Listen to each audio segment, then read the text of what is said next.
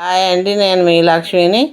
ఈరోజు మన వీడియోలో చింతకాయ పప్పు చాలా కమ్మగా తయారు విధానం చూద్దాం. ఈ చింతకాయ పప్పు మనకు చింతకాయలు దొరికే సీజన్లో అయిపోయే వరకు ఇలా పప్పు, పచ్చడి, చారు చేస్తుంటే మనకు కమ్మగా తినబుద్ధి అవుతుంది. పిల్లలు కూడా చాలా ఇష్టంగా తింటారండి. ఇది చాలా ఆరోగ్య లాభాలు చింతకాయల, మనకు చింతపండు కంటే కూడా చింతకాయల చాలా ఆరోగ్య లాభాలు ఉన్నాయి. మనకు సీజన్ అయిపోయే వరకు ఇలా చేయండి. నేను ఇంత కప్పు కందిపప్పు తీసుకున్నా. ఇది 200 గ్రాముల పప్పు. ఇది కుక్కర్లో పోసి వాటర్ పోయండి, 2 సార్లు కడగండి. అదే కప్పుతోటి 3 కప్పుల వాటర్ పెట్టుకోండి. 3 కప్పుల వాటర్ పోసి ఇది పసుపు వేసి దీనికి ఒక ఉల్లిగడ్డ ముక్కలు చేసి వేయండి. 6 పచ్చిమిర్చి ముక్కలు చేసి వేయండి. వేసి ఎల్లిపాయలు ఇలా పొట్టు తీసి వేసుకోండి.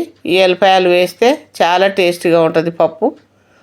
వేసి ఇది మూత పెట్టేసి పొయ్యిన పెట్టి 3-4 విజిల్ వచ్చే వరకు ఉడికియండి. మెత్తగా ఉడికిపోతుంది. ఇప్పుడు చింతకాయలు ఇవి 150 గ్రాముల చింతకాయలు. ఇలాగ మనకు 200 గ్రాముల పప్పుకు 150 గ్రాముల చింతకాయలు సరిపోతుంది పులుపు. మీకు ఇంకెక్కువ కావాలంటే 200 గ్రాములు అయినా వేసుకోండి. ఇలా కడిగి ఇలా ముక్కలు చేసి గిన్నెలో వేసి వాటర్ పోసి 5 నిమిషాలు ఈ చింతకాయలను ఉడికిస్తే మెత్తగా ఉడికిపోతాయి. చూడండి, ఇలా ఉడుకుతాయి. పొట్టు కూడా ఊడిపోయింది. ఇవి తీసి పక్కన పెట్టండి. చల్లగా అయిన తర్వాత దీన్ని మెత్తగా పిసికి ఈ రసం తీసుకోవాలి. మనం ఒక జల్లెడ గంట తీసుకొని ఇలా ఉడగట్టండి.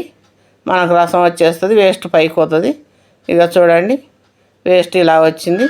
ఈ రసాన్ని పక్కన పెట్టేసి ఇప్పుడు పప్పు ఉడికిందేమో చూద్దాం. పప్పు అయితే మెత్తగా ఉడికిపోయిందండి. చూడండి ఎంత బాగా ఉడికింది. దీనికి సరిపడా సాల్ట్ వేయండి. వేసి పప్పు గుత్తి పెట్టి ఇలా రుబ్బండి. మీకు మెత్తగా కావాలంటే మెత్తగా, వద్దు మామూలు కావాలంటే మామూలుగా రుబ్బుకోండి. ఇది ఇలా రుబ్బి దీనికి 1 స్పూను కారం వేయండి. మనం పచ్చిమిర్చి చేసుకున్నా కూడా కారం వేసుకుంటే టేస్ట్ బాగుంటుంది. ఇది చింతకాయ రసం పోయండి. పోసి కలపండి. కలిపి పొయ్యిన పెట్టి 1 నిమిషం ఇది ఉడికియండి. ఉడికితే మనం పచ్చిది కారం వేసాం కదా, అలా ఉడికితే బాగుంటుంది. ఇలా ఉడికిన తర్వాత ఇది తీసి పక్కన పెట్టేసి పొయ్యిన ఒక చిన్న గంటె పెట్టి 1 స్పూన్ నూనె వేయండి. వేసి ఆవాలు, జీలకర్ర, మినపప్పు వేసి వేయించండి. ఎల్లిపాయలు, 2 ఎండుమిర్చి, కరివేపాకు వేసి ఇది వేగే వరకు వేయించండి.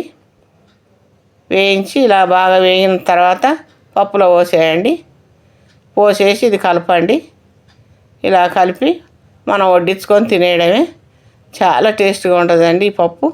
సీజన్ అయిపోయే వరకు ఇలాగా చేసుకొని తింటే మనకు ఎప్పుడు చింతపండుతోటే ఇష్టం అనిపించదు. ఇలా చింతకాయతో చేసుకుంటే కొంచెం వెరైటీగా కమ్మగా తినబుద్ధి అవుతుంది. ఈ వీడియో మీకు నచ్చితే లైక్ చేయండి, షేర్ చేయండి.